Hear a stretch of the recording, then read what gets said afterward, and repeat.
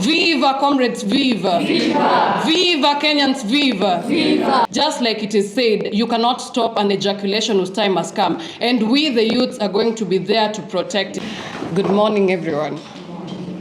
Thank you for having us here, and mine is just to echo what my colleagues have said. No community is greater than the other, and no one is more Kenyan than the other. Let's treat each other with dignity and respect and learn to uphold the rule of law. The constitution that guides our land should be our guidance each day, each time. So whatever CS Aden Duale did is not correct. And we as young people, we are saying that we reject whatever CS Duale did. Reject, comrades, reject. Reject. Reject, Kenyans, reject. Reject.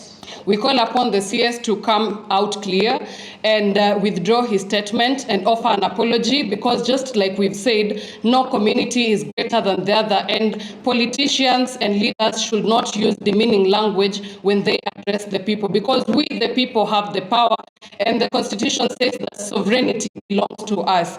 Young people have been used for the longest time, and when it comes to offering decisions, they're not brought to these decision-making tables. They're just used as mobilizers, and they're not called upon to offer their opinions on matters that regard them. Later on, they are being disbanded as goons, which we are not going to allow. And just like it is said, you cannot stop an ejaculation whose time has come. And we, the youths, are going to be there to protect it. Thank you.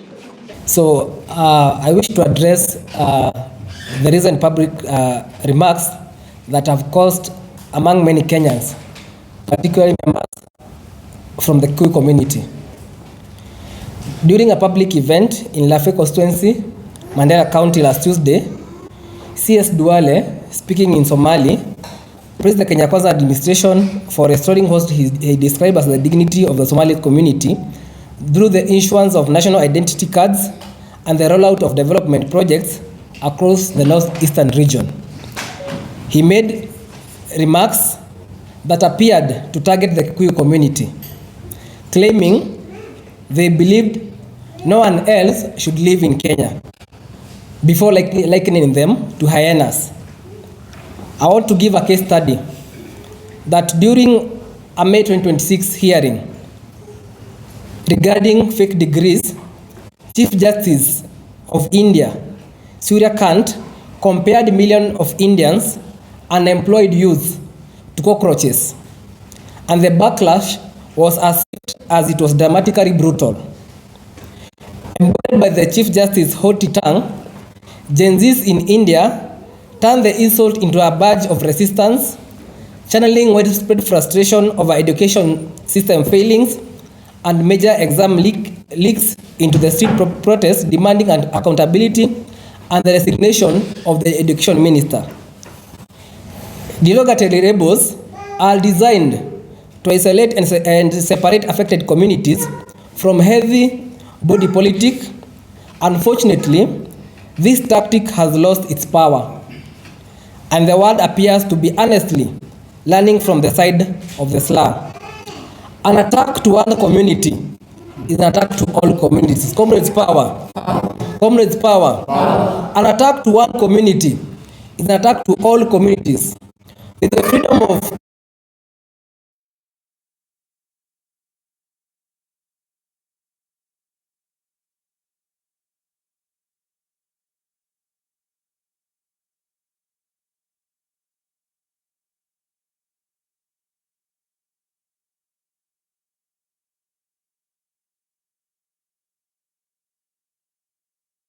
our people as a source of strength, not as division.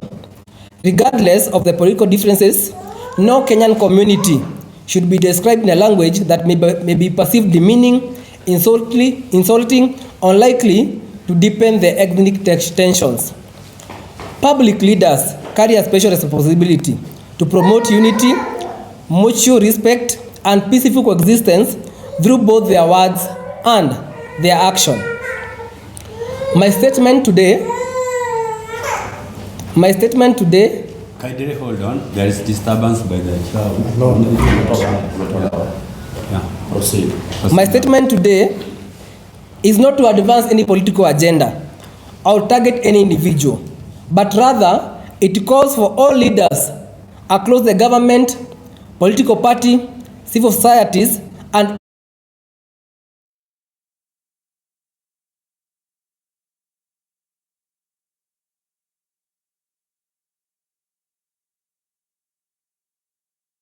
rhetoric, and continue embracing dialogue, respect, and national cohesion. And with that, I want to ask the CS Duale to honorably apologize and withdraw his recent sentiments. Thank you very much. Hello, good morning, members of the press and fellow Kenyans. My name is Gisho Kiweru, and I speak today as the Secretary General of the Mount Kenya Youth Forum, which is under the Amani Sasa Foundation, representing the voice of the young people of the Kikuyu community.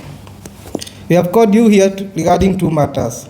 First, we condemn the remarks made by Cabinet Secretary Aden Duale, where he referred to the Kikuyu community as hyenas. That language is dehumanizing, it is hate speech. It violates Article 27, Article 33(2) of the Constitution, and the National Cohesion and Integration Act. As youth, we grew up being taught that Kenya is one. We reject any leader who tries to drag us back to division. Second, we have noted that the NCIC has launched investigations into this matter. We commend NCIC for moving with speed.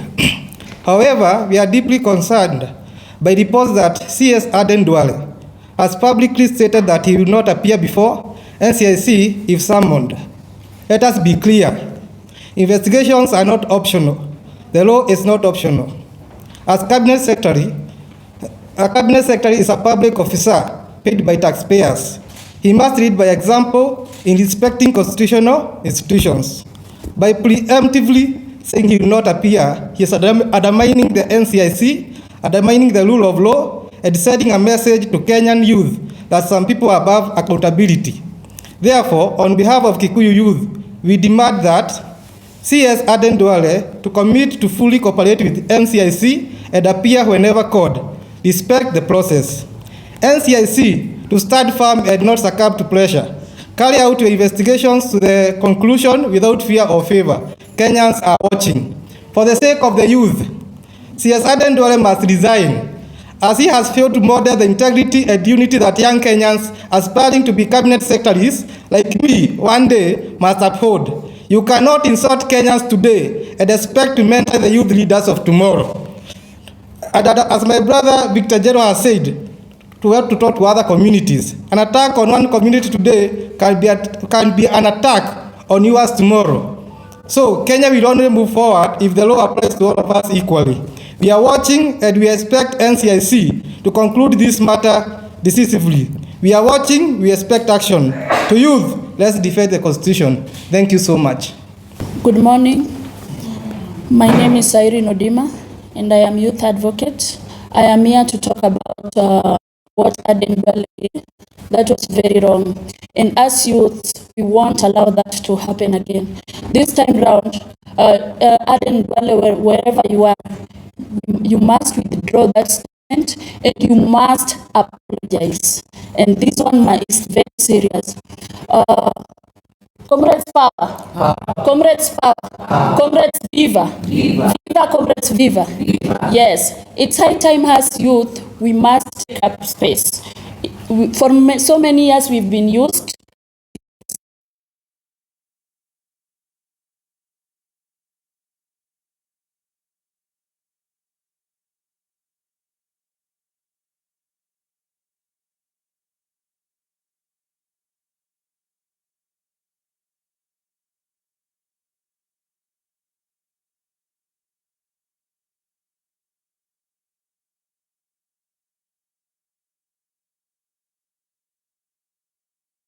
wherever you are, you must withdraw and you must apologize, or else you resign. Thank you very much.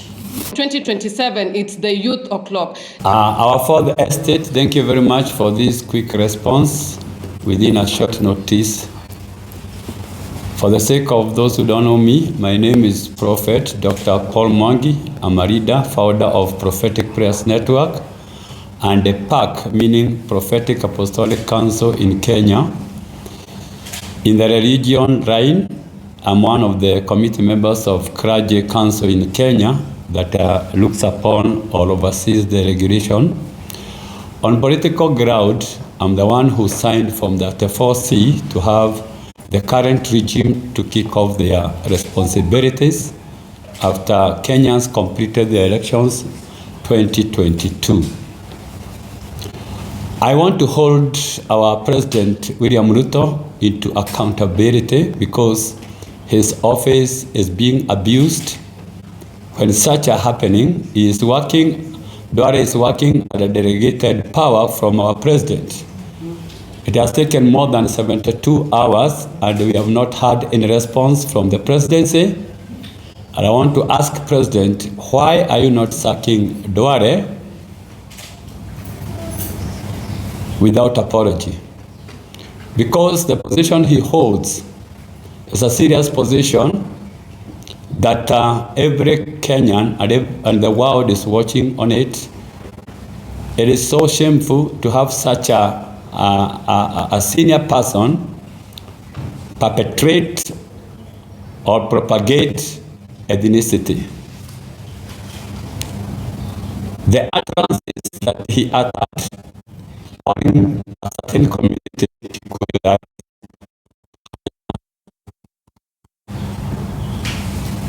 has not only brought political division, but is already affecting religious diversity.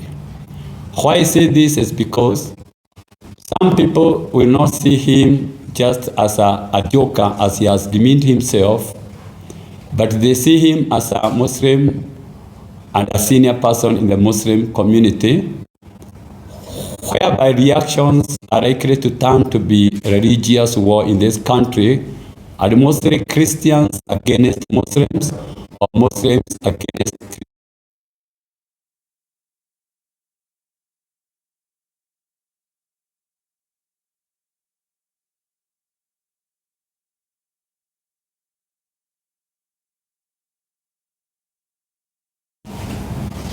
Based on that, him is from a certain group, Somali groups, which seem to have stigma with Kikuyu groups.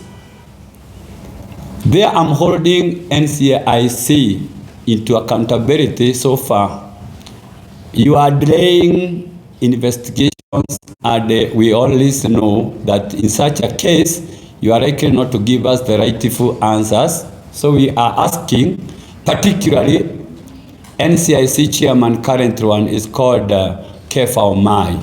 I'm holding you, Kefa Omai, up to accountability if you are not going to summon Duale and take action against him, because Christians and Muslims, if they create stigma, it can be a very dangerous war for the coming. Like the way ICC has taken a step against Judge Khan because of his sexual misconduct. I also want to hold our houses of law, both Senate and the National Assembly. If the latter will not happen, if the president does not sack Duale, I will expect our nation to have votes against Duale, just as you did when you were impeaching Rigathi Gachagua. You should be preparing to impeach Duale and remove him from the office by voting, because Kenya cannot be led by people who are careless in their utterances. Duale is holding a very serious docket of health. I'm wondering, if his eyes see some people as hyenas, how sure are we whether he's not going to use the same position of health and feed the bones of those hyenas to the beasts in the land? So my stand or our stand is this: if NCIC you don't take action, if Duale will not resign, if President will not sack him, the houses will vote against him. And if so goes to another extent of resistance by the systems, We should all, as Kenyans, resist that kind of a leader. Thank you very much. Good morning, members of Fourth Estate. My name is Monyori Kinyenje Muhori. I am the Chief Seer, Chairman of Chief Seer Cultural Association, and I'm the National Cultural Chairman of Kima. I am here to express my disappointment on the issue of a very senior CS Cabinet Secretary appointed by His Excellency, the President, to be the CS for Health. The utterances, which I consider to be genocidal. When we think and do the history of Rwanda, it started like this. It started by incitement. What Aden Duale has done, it shows a lot of disgrace to a community that is just silent, and the community that has been building this nation since time immemorial, the community that provided the first founding father of this nation, Mzee Jomo Kenyatta, the community that is known internationally as the people who fought in the forest, the Mau Mau, freedom fighters. Were it not those hyenas, in quote, Kenya would not be what it is today. I would ask Duale to respect communities and not to bring incitements in this nation. I'm also wondering if some people who are giving such statement, if they are not mentally incapacitated, can we entrust them with such a docket? I'm even afraid of going to the hospital because I might get some hyena treatment. If Duale, because you have already said that you're not going to apologize, my expectation is for Duale to be a gentleman and resign. Failure to which, in 48 hours, the President of the Republic of Kenya need to fire him as soon as by yesterday.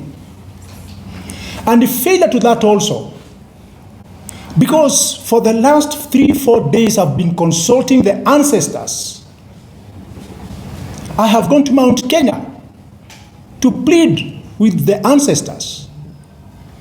If nothing shall be done, if no action shall be done by the powers that be, we are going to mobilize our people to actually get into a hunger strike until the ancestors will come to revenge. We are praying and pleading that this nation should build cohesion. Communities should respect each other. Because, Duale, you just came in with 7,000 votes. You have been given the position of majority leader in parliament by the people that you are insulting. You have done business in this nation. If the hyenas actually go on strike, I don't see your businesses thriving in Eastleigh, in Garissa, and everywhere. Therefore, as the chief seer, I am asking all the Kenyans to actually express their disappointment because Aden Duale has attacked Kenyans. Attacking one community is attacking the Kenyans. I would like to remind Duale that it is the hyenas that gave votes to the current incumbent president. If it was not the Mount Kenya people, Duale, you could be nothing. You could not be that serious. Demanding an immediate apology, and that will not even be enough because you have not shown any penitent or remorsefulness. Aden Duale, umeguza mlima. You have been warned. Wachana mlima. We have nothing to do with you. And please, do not incite the Agikuyu people against the Somali people. We are friends and we do work together. In fact, I'm even asking my son to get a Somali lady because they are beautiful. Very beautiful indeed. But Duale, you are now spoiling our minds and our brains. We as the Mount Kenya people led by the chiefs here, we shall not allow that to happen in this nation. Thank you so much. Mimi naitwa Murugaro wa Kamete na mimi ni fisi. Manake mimi ni Mkikuyu. Nataka kumwambia Mheshimiwa Aden Duale. Duale, wewe ni mzee. Na nchi hii hatutaki mtu atachoma nchi hii. Tukikumbuka vile ilifanyika 2007 ni matamshi kama hii ya Duale. Manake tunaona kuna watu wanajaribu kupanga maneno hapa. Kuingiza chuki hapa na pale. Na hivyo ndivyo ilianza 2007. Kuna mchezo ya kujaribu kuleta kitu inaitwa 41 against 1. Na Duale, that one cannot happen. Wakenya ni wajanja. Haiwezekani hii. Kwa hivyo ni wakati naomba Wakenya wote tuungane na tuseme mtu yeyote atakaye inukia jamii yote Kenya moja against ile nyingine, huyo ni adui wa Kenya. Manake Kenya tuko makabila yote zaidi 42. Tunahubiri amani. Tunataka amani. Wewe Duale, unaishi tu hapo Kiambu. Mahali unaishi ilikuwa ni ardhi ya fisi. Mahali umejenga hoteli yako pale Isiri, umeijenga kwa nyumba ya fisi. Ulikuwa na dereva alikuwa anaitwa Mwangi. Huyo dereva alikuwa anakuendesha, ulikuwa unaendeshwa na fisi. Uko na PS Mudhoni ni fisi. Deputy President wako ni fisi. Kwa hivyo tunaambia president wetu, tafadhali, huyu mtu hastahili kuwa katika cabinet. Huyu mtu anastahili by jana awe ametoka katika cabinet. Comrade power. Comrade power. Hii kitu mnajaribu kuleta iunganisha Wakikuyu wote. Na mimi hata nimeshukuru Mheshimiwa kuna vijana wa Kenya wanaanza kuunganishwa. Kuna Mungoki na Mungeki ilisha hakuna maneno kama hayo. Vijana wa Kenya ni vijana wachapakazi. Vijana wa Kenya ni watu wanatafuta kazi, wao wako kwa biashara. Wanalima. Acheni hiyo maneno kwa sababu hii ni mbinu ya kutaka sasa kuanza kuprosecute vijana wetu wa Mount Kenya, na hatutakubali kitu kama hiyo. Kwa sababu gani mtu anaanza kuleta matamshi kama hayo? Kwa hivyo sisi tunasema ya kwamba president, kwa sababu tunajua unapenda Kenya, tafadhali huyu jamaa wacha atoke. Kama cabinet yote ikikaa chini katae kutoa huyu mtu, basi tutajua ya kwamba kuna agenda ya cabinet ya sisi kutukalia chini na kuja kutukandamiza kama jamii ya Mount Kenya. Hii jamii lazima iheshimiwe. Sisi kulipigania uhuru pamoja na jamii zile zingine. Na mzungu akaenda. Duale, heshimu Wakikuyu, heshimu jamii ya Mount Kenya. Ulipewa kiti na Mheshimiwa Uhuru Kenyatta miaka 10 ukawa majority leader. Ulipewa na fisi. Ulitajirika juu ya fisi. Yaani hivi yote mnajaribu na hii maneno haijaanza na Duale, ilikuwa na Hassan Omar pale Mombasa. Kwa hivyo inaonekana Hassan Omar na Aden Duale mmekaa mahali pamoja mfikirie vile mweza persecute wa Kikuyu. Hatutakubali kitu kama hiyo. Hatutakubali mbinu ya kuanza kuhangaisha watu wa Mount Kenya na vijana wa Mount Kenya.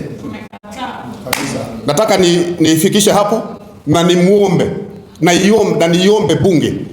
bunge yetu mkikataa kusensa vile mlisensa Kemunya akatoka katika cabinet, nao muende msense huyu jamaa atoke huko. Duale must go. Duale Must go. Duale must go. Duale must go. Na mkikataa bunge, sasa wananchi wa Jamhuri ya Kenya watafanya sensa yao, wamsense na atoka katika hiyo kiti yake, kwa sababu hiyo kiti ni kiti ya Jamhuri ya Kenya. Nataka nizungumze na Kikuyu sasa.